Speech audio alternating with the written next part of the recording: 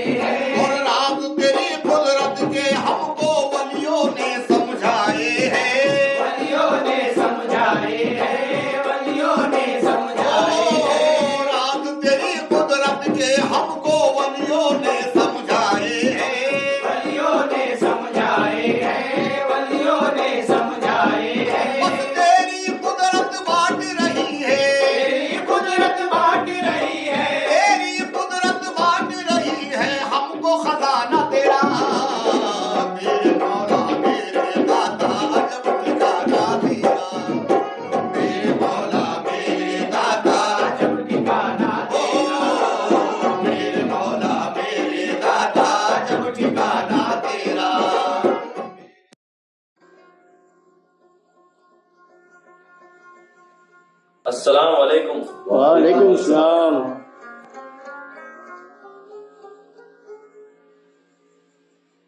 آج تو حضور خانقاہ میں تشریف لانے کا ارادہ رکھتے تھے۔ ہاں بس آنے کو ہے۔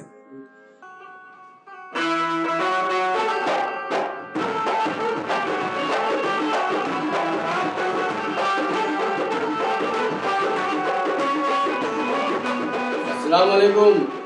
وعلیکم السلام۔ فخر اللہ، صدا رئیس، بیٹھ جاؤ بیٹھ جاؤ۔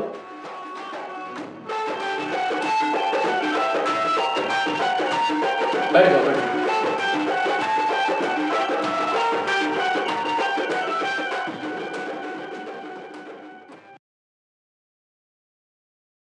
اللهم صل على سيدنا وشفيعنا مولانا محمد ماضي الكرم وعلى آله وأصحابه الإليات لبيت أجمعين برحمتك يا رب صدق الله العلي العظيم۔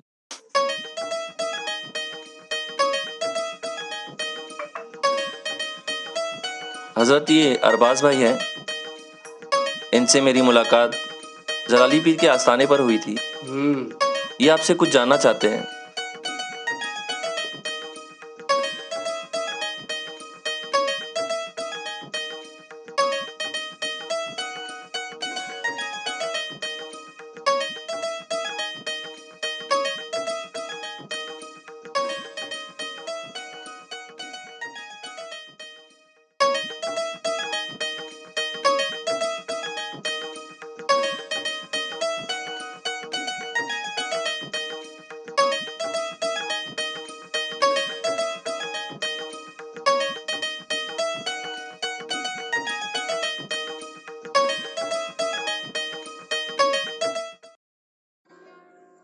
تم بھی بیٹھ جاؤ بھائی۔ تم بھی بیٹھ جاؤ.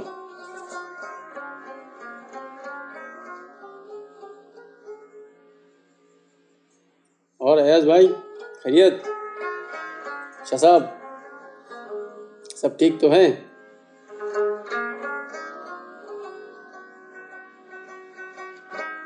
بھائی جہاں تک فرائض کا معاملہ ہے وہ تو اپنی جگہ مسلم ہیں، جنہیں کتابوں اور عالموں کی مدد سے جانا جا سکتا ہے. پوچھو جو بھی جاننا چاہتے ہو، میری استعداد میں رہا تو انشاءاللہ تمہیں مکمل جوابات مل جائیں گے. میں کشمکش میں ہوں. میں نے پڑھا اور سنا ہے، اور حدیث احسان بھی کہتی ہے کہ تم اپنے رب کی عبادت ایسے کرو گویا تم اسے دیکھ رہے ہو.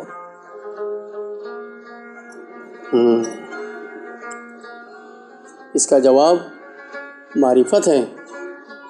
اہل تصوف حضرات کا نظریہ ہے کہ خودی کو بغیر جانے خدا کو پہچانا نہیں جا سکتا. مولا کائنات مولا علی کرم اللہ وجہہ فرماتے ہیں دین کی بنیاد اللہ تعالیٰ کی معرفت اور اس کا امور اطاعت ہے. معرفت روح سے تعلق رکھتی ہیں. معرفت خداوندی سمجھ لینے سے روح عبادت یعنی حدیث احسان کو بآسانی سمجھا جا سکتا ہے.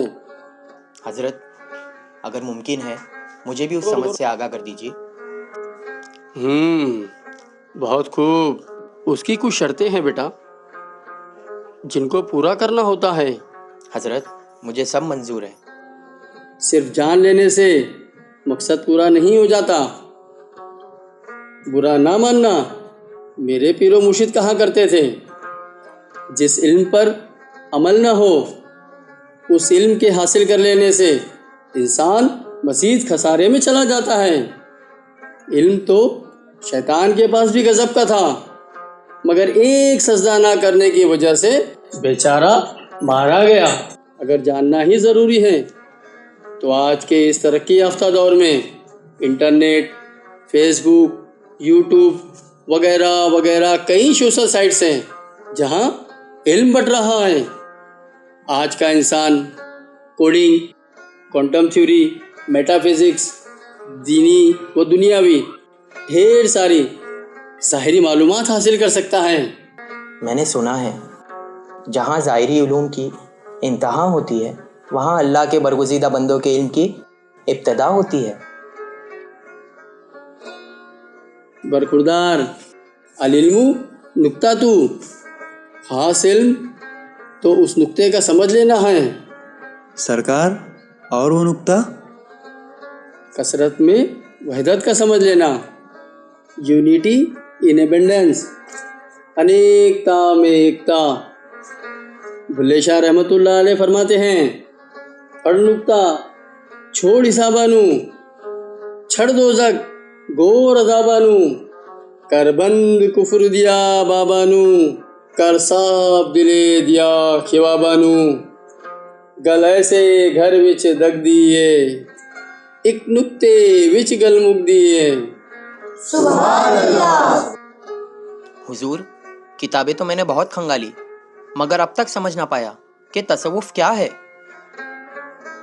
تصوف حسن اخلاق ہے. تصوف سراسر ادب ہے.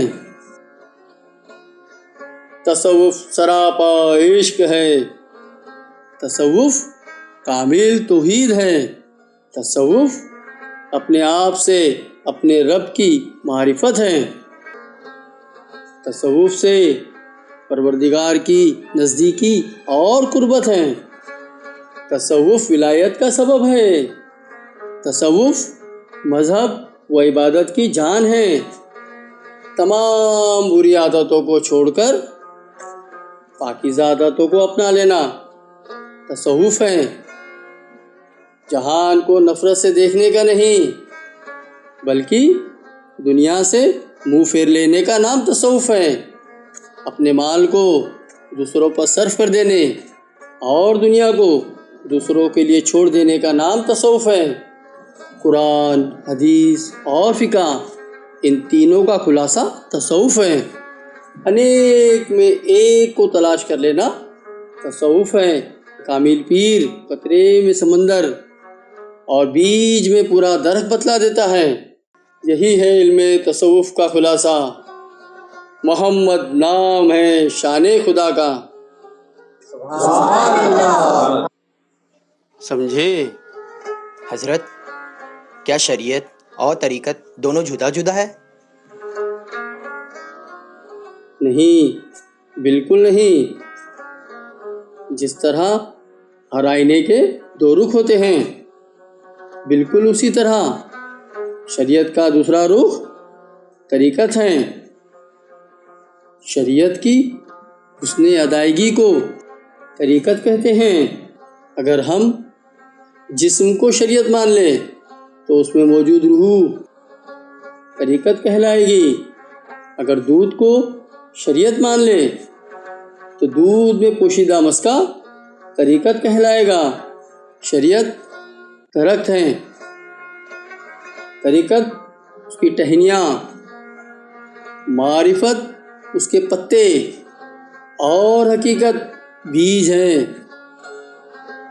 عارفوں نے ان باتوں کو اسی انداز میں سمجھایا اور انسان کی ہدایت کے لیے کہا گیا ہے کہ کر عمل دونوں ملا کر ہو ولی، تفرقہ ہے ناکسی اور جاہلی، رہا لے میں جو خلاف مصطفیٰ، اس کو ہرگز نہ ملے راہ صفا۔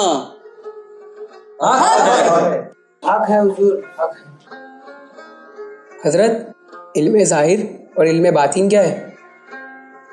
علم شریعت کو علم ظاہر اور طریقت سے منسوب معلومات جو کہ معرفت خداوندی سے تعلق رکھتی ہیں کو علم باطن کہا جاتا ہے۔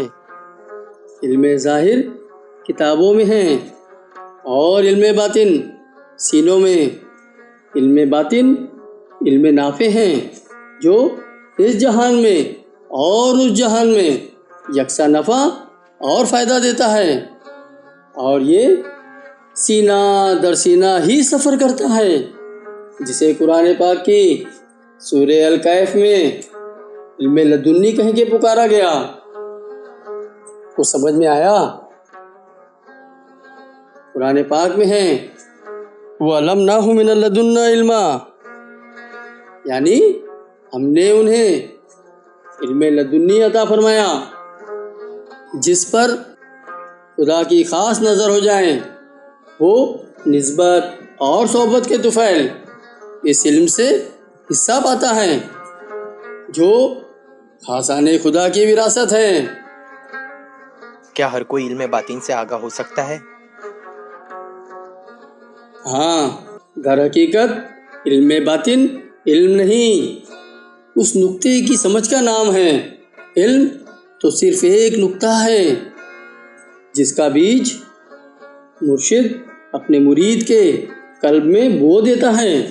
جب وہ نقطہ درخت بن جاتا ہے تو اس درخت پر علم باطن کے نفع بخش پھل لگتے ہیں۔ حضرت، میں وہ جاننا چاہتا ہوں جسے اوٹ بھر کتابوں سے بھی نہیں جانا جا سکتا۔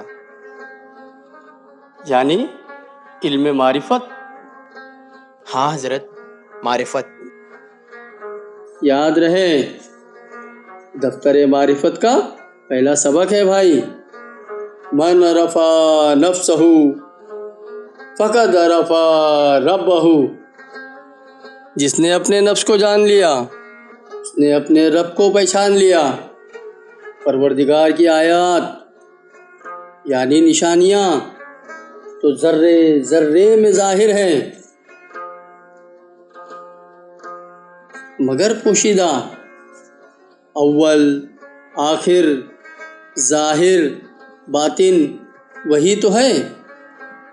اس کائنات میں نہ تھا کچھ تو خدا تھا، نہ ہوگا کچھ تو خدا ہوگا، کیونکہ شرق سے غرب تک، شمال و جنوب، کلمہ لا کے سب امن میں ہیں۔ ان اسرار کو سمجھنے اور جاننے والا موحد یعنی توحید کی گواہی دینے والا بن جاتا ہے۔ بے شک بے شک۔ اسے اسلام میں معرفت اور بھارتی زبان میں آتما گیان کہتے ہیں۔ اسے جان کر تم اپنے اندر کی کائنات یعنی برہمانڈ کو جان لو گے۔ حضور گستاخی معاف، کچھ اور پوچھ سکتا ہوں؟ میں کون ہوں؟ تم بولتی کتاب ہو، تمہاری پہچان خود میں ہے، کوئی چیز تم سے باہر نہیں۔ تمہارا درد اور دوا دونوں ہی تمہارے اندر ہیں۔ تم امر ربی ہو، کنتو کنزن کا خزانہ ہو، تم در حقیقت راز ہو۔ بے شک بے شک۔ پروردگار نے اس تن کو 5 ایلیمنٹس 5 عناصر جسے 5 تتو کہتے ہیں سے پنچ بھوتا شریر بنا کر اس میں اپنی روح پھونکی ہے، تبھی تو تم سروتم تتھی یعنی اشرف المخلوق کہلاتے ہو۔ اس راہ میں کامل مرشد کی رہبری درکار ہے۔ حضرت میں جاننا چاہتا ہوں میں کہاں سے آیا ہوں؟ وَنَفَخْتُ فِيهِ مِن روحی، پروردگار نے جسد آدم کو اپنے دست قدرت سے بنا کر اس میں اپنی روح پھونکی ہے۔ بیٹے اس بھید کو عارفوں سے بہتر کوئی نہیں جانتا، ہم سب رب کے امر سے ہیں۔ اس فانی اور نشو شریر میں ایک دوجا تن بھی ہے جو موت آنے پر اس تن سے جدا ہو جاتا ہے۔ اس کی صورت ظاہری صورت جیسی ہے، لیکن اس تن کو مٹنا اور نشٹ ہونا نہیں ہے۔ یہ جسم سڑ گل کر نشٹ ہو جاتا ہے، مگر وہ تن اس کو نور، پرکاش، لائٹ یا انرجی کہہ لیتے ہیں، مگر وہ ان سب کی بھی اصل ہے۔ سبحان اللہ۔ چراغ کی طرح تن میں روشن ہے۔ کبیرہ کنواں ایک ہے، پانی بھرے انیک۔ کبیرہ کنواں ایک ہے، پانی بھرے انیک۔ بھانڈے ہی میں بھید ہے، پانی سب میں ایک۔ حضرت اس جہان میں کس لیے آیا ہوں؟ حدیث قدسی میں ہے، کنتو کنزن مخفین فاحببت ان اریف فخلقت الخلق لکی اریف، یعنی اس برہمانڈ کو بنانے والے کا فرمان ہے، میں ایک چھپا ہوا خزانہ تھا، چاہا کہ پہچانا جاؤں، سو میں نے مخلوق کو پیدا کیا تاکہ مجھے پہچانے۔ جیسا کہ فن کو دیکھ کر فنکار کی تعریف اور پہچان ہوتی ہے، بندوں پر لازم ہے کہ وہ اپنے خالق و مالک کو پہچانے اور اس کی عبادت کریں۔ اسی واسطے پروردگار نے انسان کو اپنی کائنات کا کامل مظہر بنایا ہے۔ اسے جان لو، پہچان لو، تاکہ اس دنیا میں آنے کا مقصد پورا ہو جائے۔ ہم سب کو بھیجا ہی گیا ہے کہ ہم ہر کام اپنے مالک کی مرضی کے مطابق کریں، اور وہ کام ہرگز نہ کر جو اپنی آتما کے انوسار غلط ہو۔ اس مٹ جانے والے جہاں سے مجھے لوٹ کر کہاں جانا ہے؟ تم نے پوچھا مجھے لوٹ کر کہاں جانا ہے؟ اے مسافر، ہم سب ایک قطرے کی مانند سفر میں ہیں۔ قطرے کی منزل سمندر کے سوا کہیں نہیں ہوتی۔ تمہارا ٹھکانہ، تمہاری منزل سمندر کے سوا نہیں۔ آج تم جدا ہو، اپنا نقطہ پلٹ دو، باخدا ہو جاؤ۔ تمہیں وہیں جانا ہے جہاں سے آئے ہو۔ قالوا انا للہ و انا الیہ راجعون، ہم اللہ ہی کا مال ہیں اور اسی کی طرف لوٹ کر جانے والے ہیں۔ کل لا میں تھے، آج لا ہو کر بھی ہیں، کل نہیں ہوں گے، یعنی لا میں گم ہو جائے گے۔ ہمارا یہ ہونا عین نہ ہونا ہے، ظاہری وجود دائمی نہیں۔ اس کی حیثیت صرف ایک بلبلے کی طرح ہے۔ بجا فرمایا آپ نے۔ بالکل اسی طرح جیسے کہ قطرہ دریا میں مل کر دریا ہو جاتا ہے، جب تک قطرہ سمندر سے نہ مل جائے اس کی بے چینی اور سفر ختم نہیں ہوتا۔ کوئی مرد خدا ہی تمہیں خود کا بودھ اور پہچان کرا کر اپنے رب کی پہچان اپنی آتما میں کرا دے گا۔ اس سفر میں کون کون سی چیزیں ضروری ہے؟ بس ایک کامل رہبر اور اس کی صحبت، کیونکہ الرفیق ثم الطریق۔ پہلے رہبر تلاش کرو، پھر سفر۔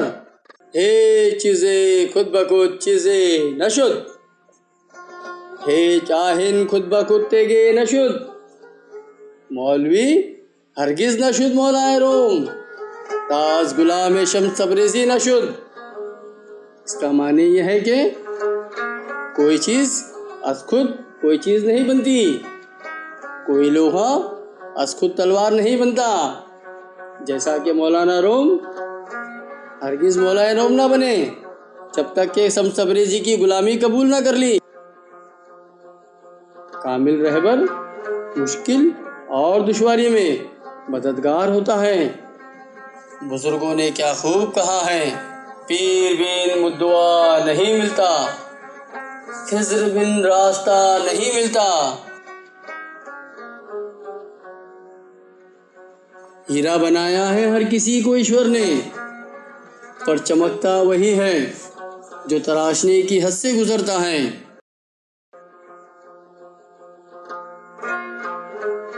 ارباز کچھ اور پوچھنا چاہتے ہو؟ مجھے سمجھ آ گئی، میں سمجھ گیا۔ ابھی کے لیے اجازت دیجیے، انشاءاللہ پھر آتا ہوں۔ بلا سنکوچ آتے جاتے رہنا، ملتے ملاتے رہو۔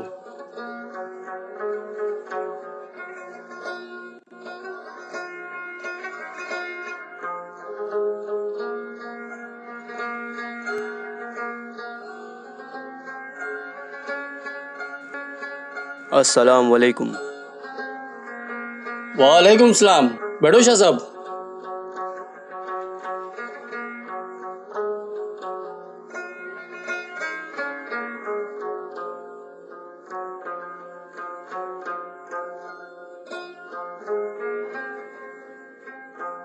السلام علیکم۔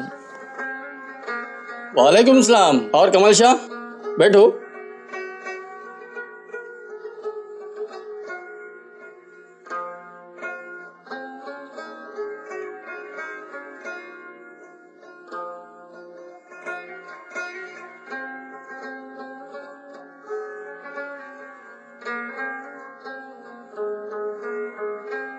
بھائی کمال شاہ، یہ بچہ کون ہے جو سب کے چلے جانے کے بعد بھی خانقاہ میں رکا ہوا ہے؟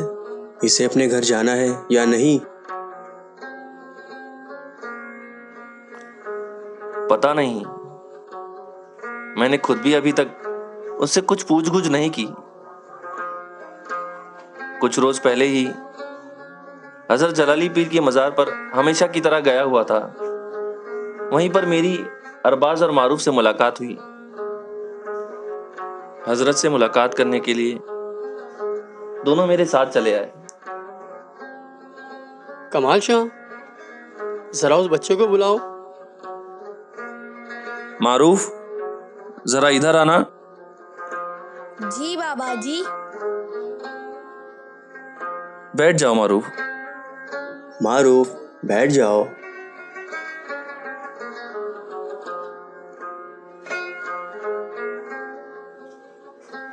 معروف، تم نے کھانا کھایا؟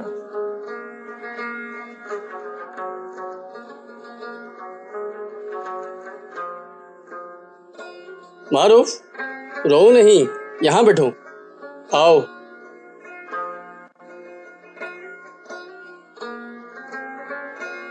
تمہارا گھر کہاں ہے اور تمہارے ماں باپ؟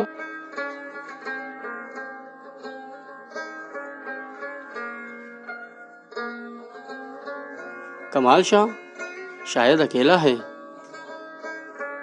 شاید اس کا کوئی والی وسیلہ نہیں، اسے خانقاہ میں ہی رکھ لو۔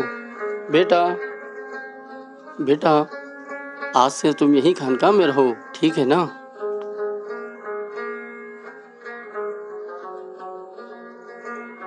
شبیر شاہ، کل کسی ضروری کام سے تمہیں کہیں جانا تو نہیں ہے نا؟ کل صبح بازار سے معروف کے لیے کچھ نئے کپڑے لے آنا۔ جی حضور، میں کل ہی معروف کو ساتھ لے کر جاتا ہوں، نئے کپڑے اور چپل وغیرہ دلوا دیتا ہوں۔